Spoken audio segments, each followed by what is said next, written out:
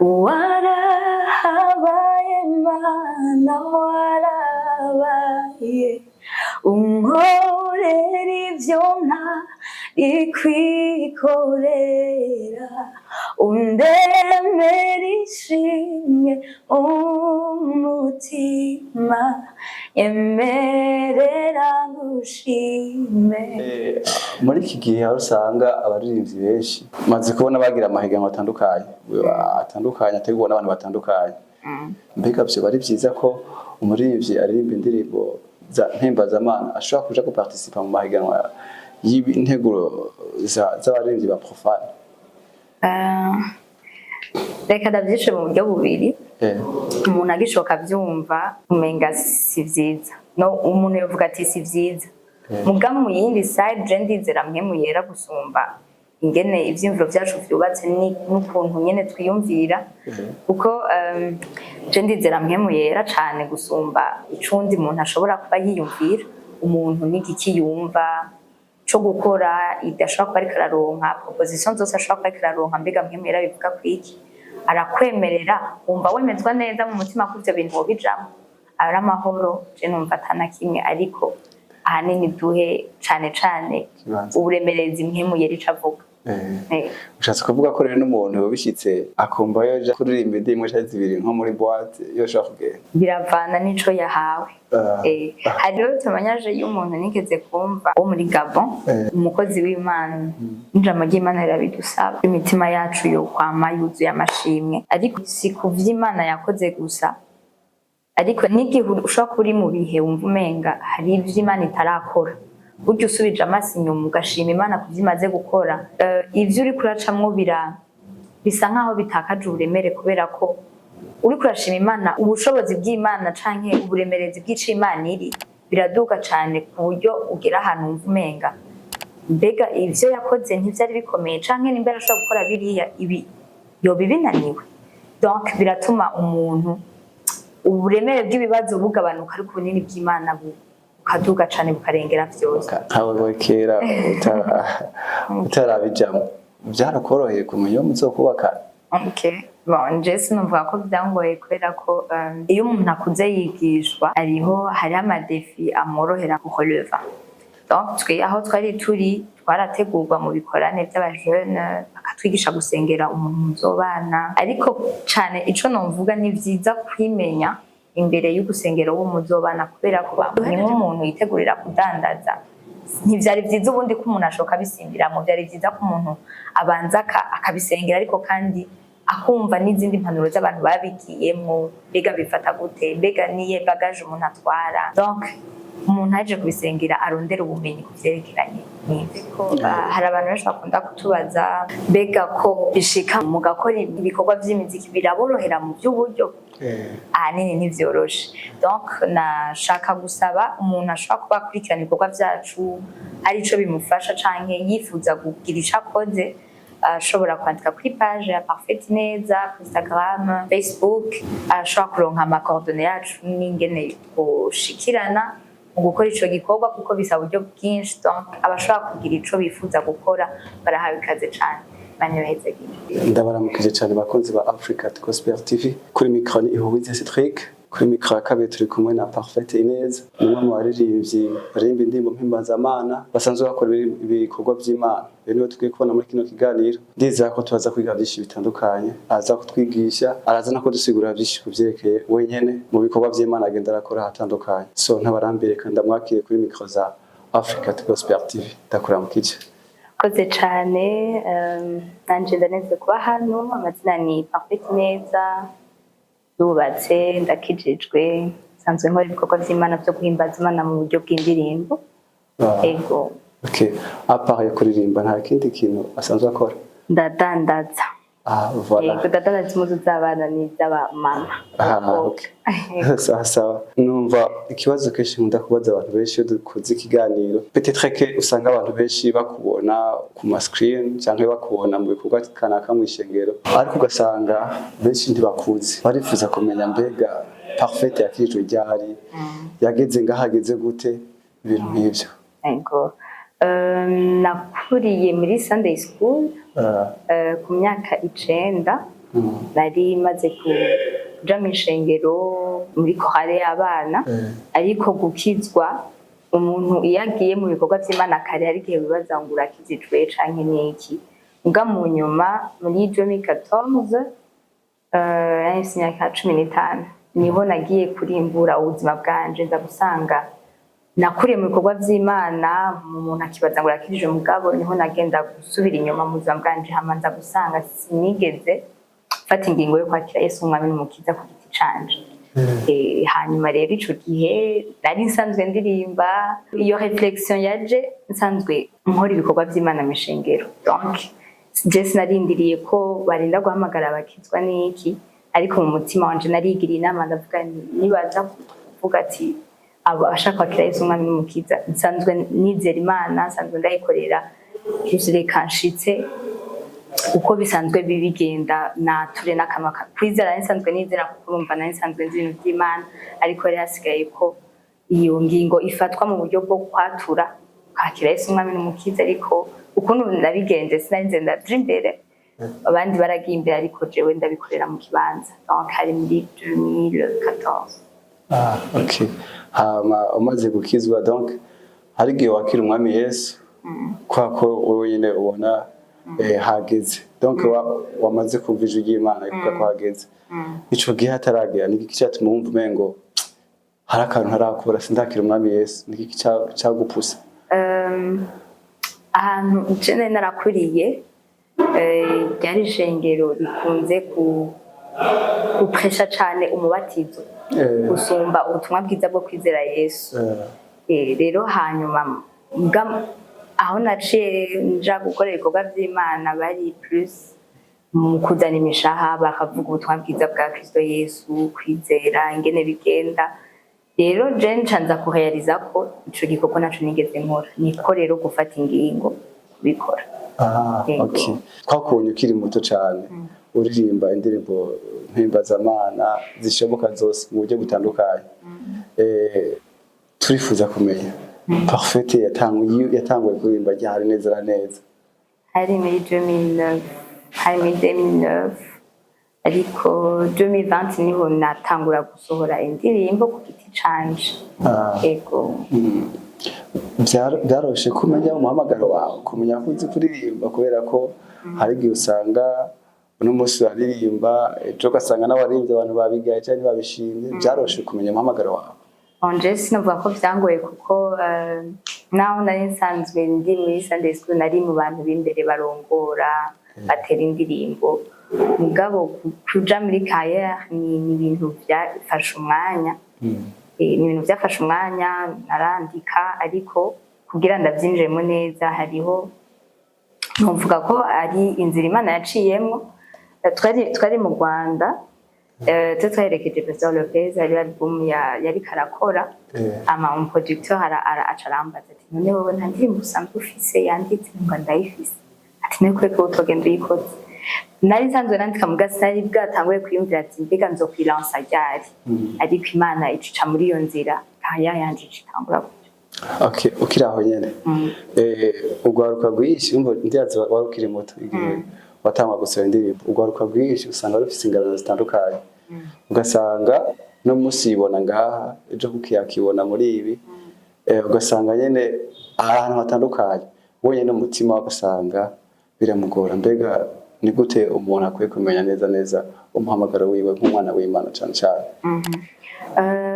nivyo umuntu ashobora kuba afise ibintu byinshi ashoboye mugabo si byose byo gukora mu mwanya umwe hari igihe umuntu ashobora kuba ari mu bikorwa byinshi tantarika akora ibi mugabo haragera uko ubuzima bwigira imbere umuntu arabona ko byose ntibikunda gushaka kubikorera rimwe rero umuntu acaja ahantu asengera ico kintu hama osi akumva aho priorite yiwe iri naho umutwaro wiwe uri cyane akaba ari byo aca yifokalizamo ariko ntibibuza ko hari umuntu ashaka kuba ashoboye ibintu birenga 2 canke 3 ijambo ry'Imana rirabitubwira hari abahawe ikarani imwe hari abahawe 2 hari abahawe 5 donc ni question yo gusenga ukamenya ivy'Imana iguhamagarira hama akaba ari byo ukora majambo ko kumvira mpemo yera yego iyo bishitse bikakugora kumenya umuhamagaro wawe kuko hari igihe nyine bikugora kwera ugasenga ariko ukabubona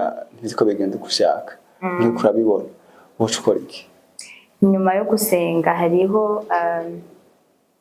nta conseil ntushobora gutanga ivyo umuntu abazi ashoboye ababizi ariko kulokaliza canke kwifokaliza mu kintu ushobora kwita nk'umuhamagaro urashobora kuraba nk'abantu baba bakuriye mu bintu uzi ko ushoboye kuko umuhamagaro uri plus mu bintu swati bikubabaza canke mu bintu ushoboye gukora donc urashobora kuraba ivyo ushoboye canke ibihora bikubabaza uhora wumva umenga niho umutima wawe uterera cane hamukegera abahora babikora bakagufasha uburyo donc ushobora kwitora neza.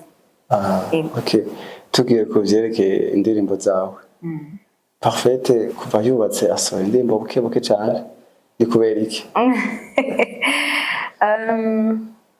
Byishura mu buryo bubiri.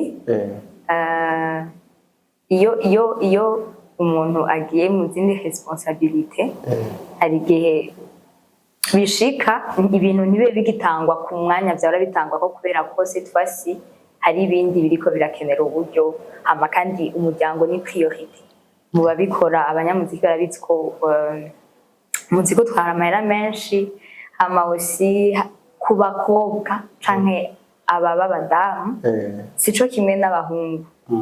Mwebwe iyo mugize urugo biroroshe ko umuntu abandanya ubuzima bwiwe muga nka jewe Imana yampezagije umwana nkishika mu rugo donc hagiyemo urugendo rw'uko umuntu amenyera ubuzima bushasha bw'urugo hazamo umwana hari ibintu byinshi bihinduka ritme umuntu yahora akora ko ushobora kuguma ari yindi kuko hari ibindi umuntu ategeza kwitwararika byajemwo byiyongera ku bindi asanzwe akora donc ni muri ubwo buryo ariko kandi harimo no donc novuga gute ikintu uburyo na responsabilité birashobora gutuma umuntu atabikora kuri ya ritme nyene kuko ibintu vyagwiriye ahacasigara ku prioriza ugasanga rero urugo ruza imbere umuryango uza imbere ibindi ni après ariko Imana idushoboje turabibangikanya. Twitege izindi ndirimbo zitandukanye nyuma warahabaye ngiye uzozaronka umwanya bukebuke. Ego cane zirahari vuba cane mugiye kubona n'izindi zikurikira. Ego nta migambi ya album ko mbona baririmbyi ba gospel usanga bakunda kugira ama album we nta migambi ya album? Pour le moment jewe ndiko nkora muri system ya single gusa. Ego okay tuje gatoya mu bintu bitandukanye iyo bishitse ugashikirwa nk'ikibazo kanaka nk'umwana w'Imana peut-être icyaco cyose gishobora gushika ku muntu kanaka uraheza ukavyifatamo gute nk'umuntu w'impemu?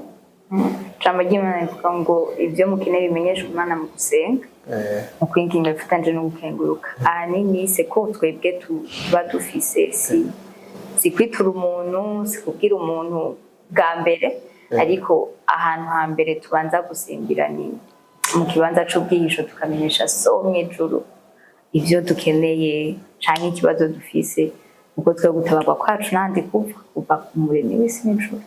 Okay so aho ni mu gihe usanzwe waramaze kuvuka ubwa kabiri wizera Imana ukijijwe imbere yaho gatoya dufate Parfaite atarakizwa peut-être nka je ntarakizwa yashikiwe n'ikibazo kana ko asanga shavura cyane yumvira ibintu byinshi birengeje ugasanga nyene ntanguye kubona umuntu atayivyizigira ukuntu mbona ngo ntanzira peut-être ngari ko je niraba uriyo kuraba Imana wewe bishitse ugasanga ico kibazo kiyashitse en fait shaka ko umuntu atahura itandukano ry'umuntu akijijwe yashikiwe n'ikibazo aho n'umuntu ashikiwe n'ikibazo atarakizwa kugira ngo umuntu kameme yabishitse ariko ari mu kintu kanaka byoroshye ashaka kubisokamo amaze kwakira Umwami Yesu byari bimeze gute utarakizwa?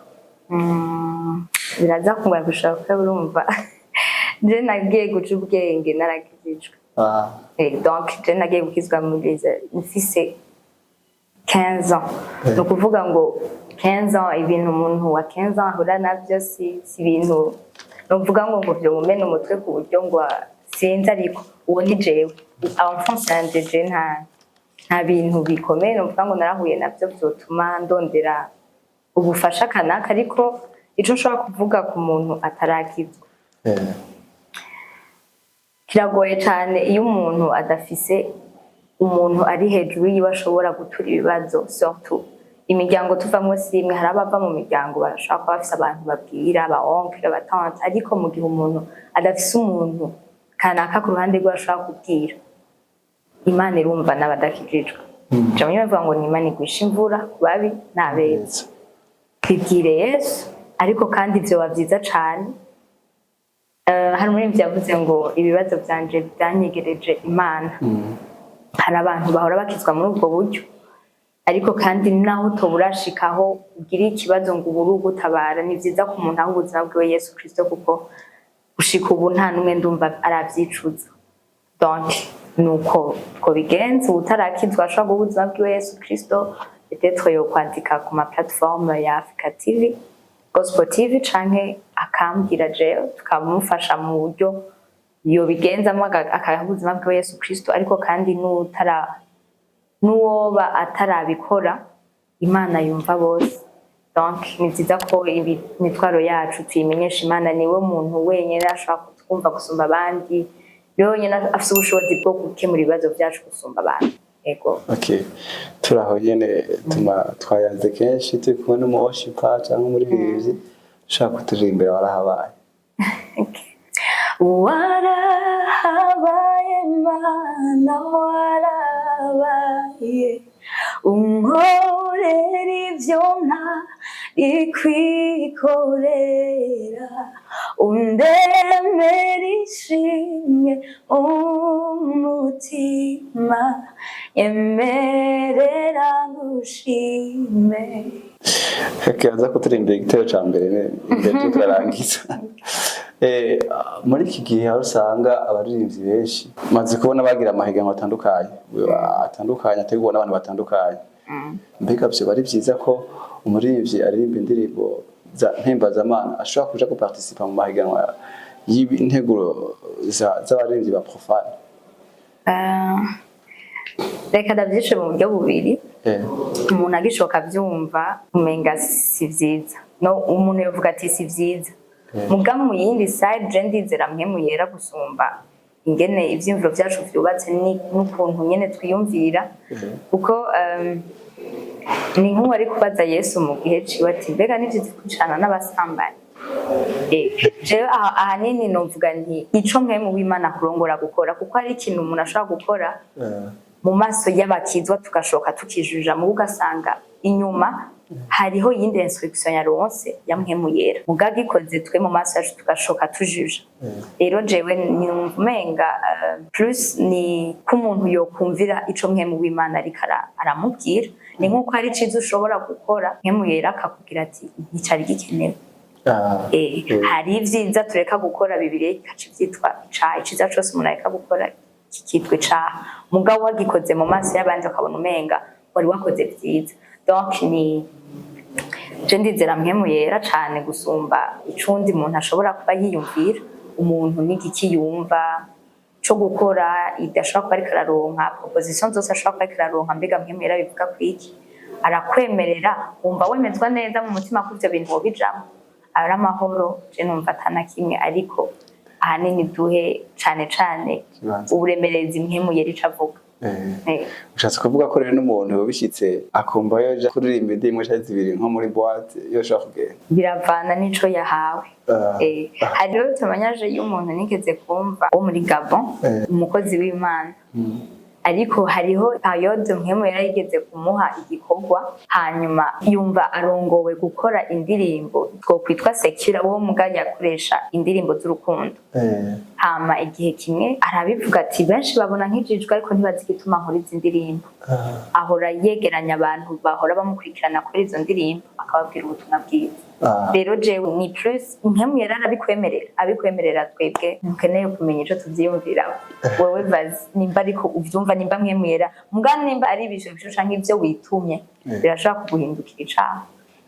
Amajambo make nta muntu ashobora kujija umuntu abigiye. Uwo ni jewe. Oje kuturirimba arahabaye.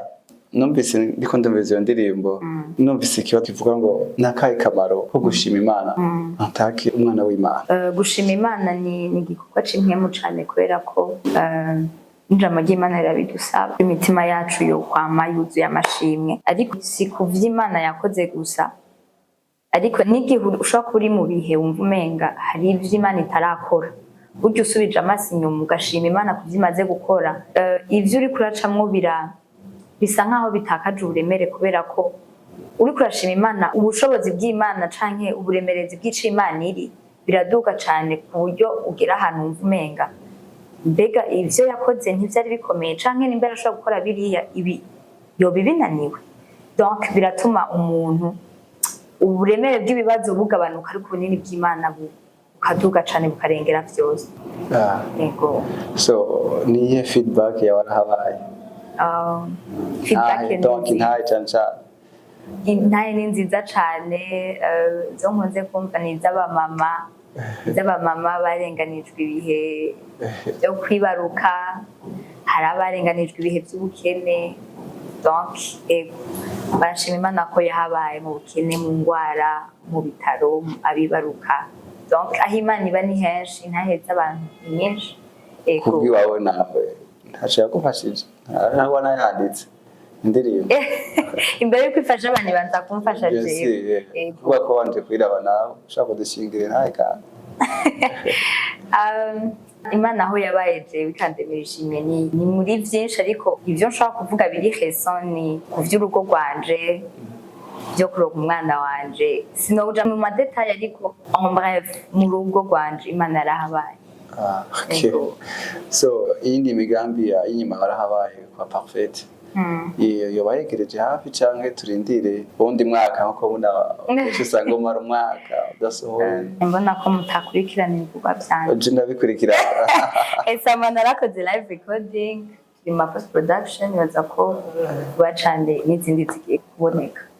Ego. Mbega nakaye kamaro ko gukora live recording parce que abantu benshi bamaze imisi bavyijukiye, ugasanga kare twarakora ama clip, ugasanga amajandibuka ijya groupe ya Lopez ibutsa gatoyi izina yari ko hari Doxa Voice. Doxa Voice ugasanga baragenda ahantu, ariko ubu biri contraire, ugasanga benshi baje mu ishengero bakagira ama live recording. Nakaye kamaro ka gusumba kuja hari? Bon, ama préférence y'abantu aratandukanye.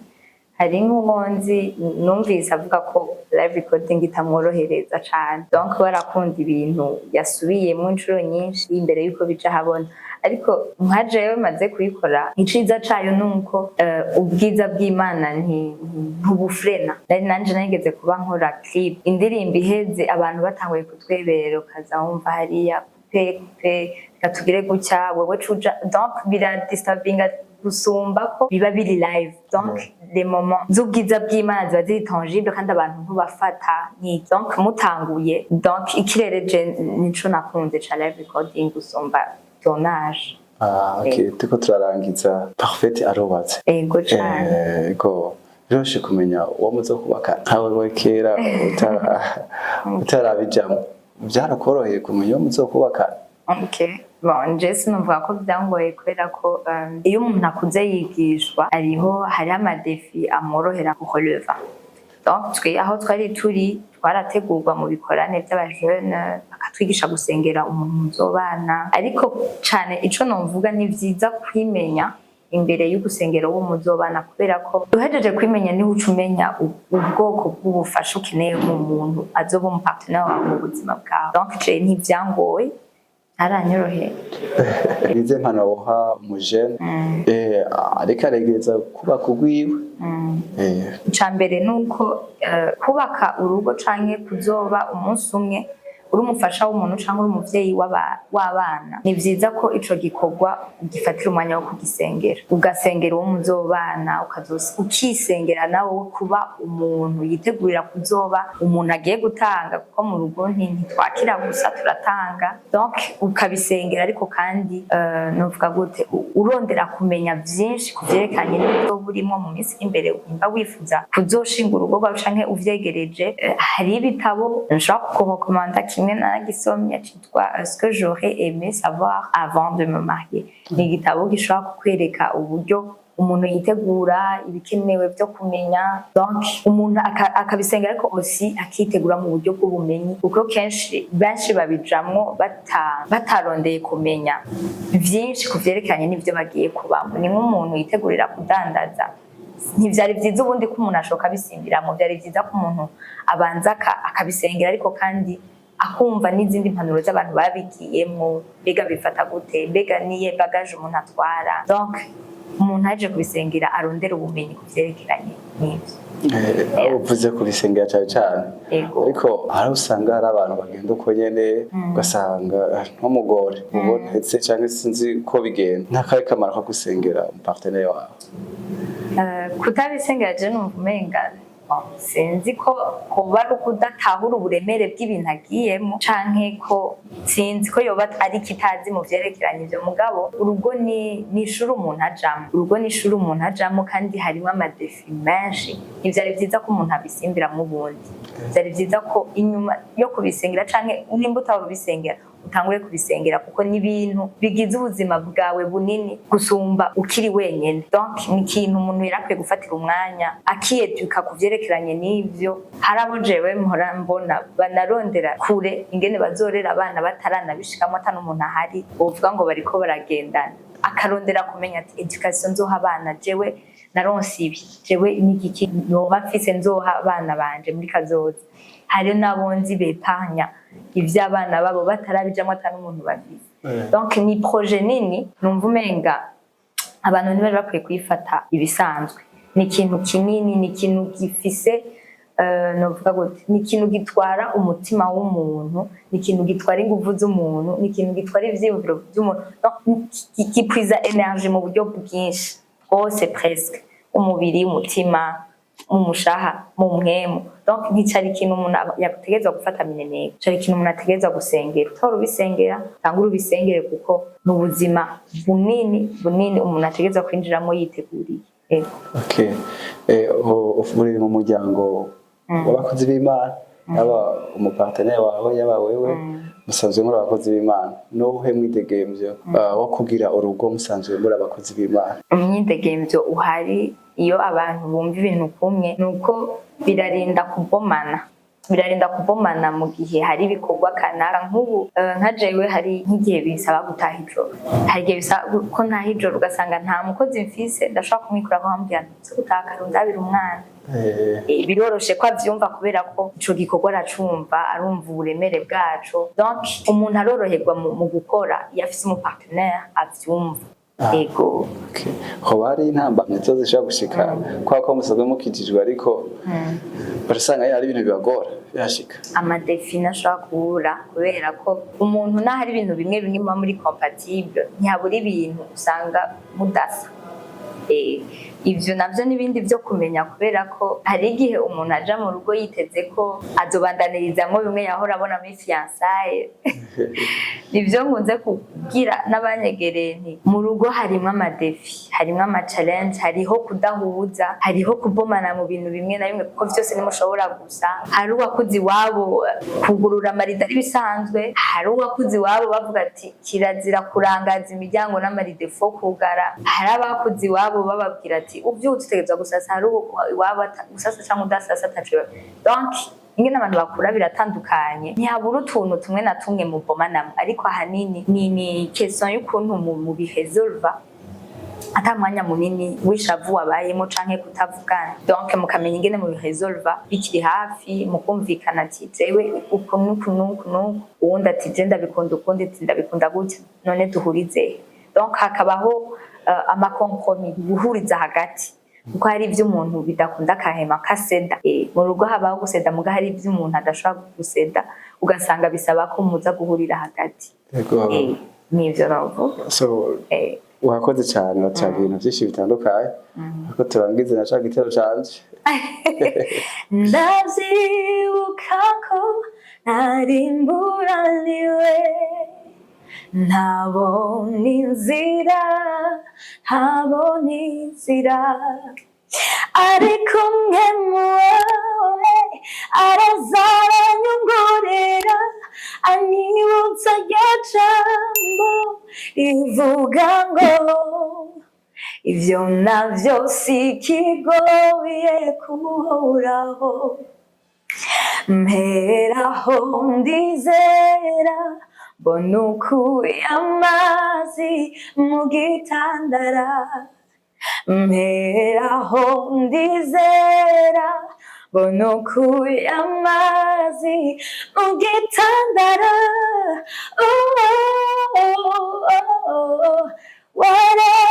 warahawema na warabaye unkorera ivyo ntarikwikorera undemera ishimwe mu mutima emerera ushime. tugushimire cyane wakoze cyane sinzi ko ari ikintu kimwe cyari ibintu ntakubajije washaka kugenda uvuze nta byinshi numva bisigaye byo kongerako uretse ko hari abantu benshi bakunda kutubaza mbega ko bishika mugakora ibikorwa by'imiziki biraborohera mu by'uburyo ahanini ntivyoroshe donc nashaka gusaba umuntu ashobora kuba akurikirana ibikorwa byacu arico bimufasha canke yifuza kugira ico akoze ashobora kwandika kuri page ya Parfait Neza kuri Instagram, Facebook, ashobora kuronka amakordone yacu n'ingene gushikirana mu gukora ico gikorwa kuko bisaba uburyo bwinshi donc abashobora kugira ico bifuza gukora barahawe ikaze cane banye bahezegire. Tugushimire cyane ku mwanya wawe. Anje ndabashimire cane mwakoze kudutumako banye bahezegire kandi bagurire mu bikorwa byanyu. Amen. So ndabashimiye cyane abakunzi ba Africa Gospel TV kuri micro yari Ihurize Cedric umutumire yari Parfait Inez nibizira ko twize byinshi bitandukanye twamenye byinshi bitandukanye biciye mu mutumire wacu tuzosubire mu kiganiro nk'iki mwarahezagiwe cyane.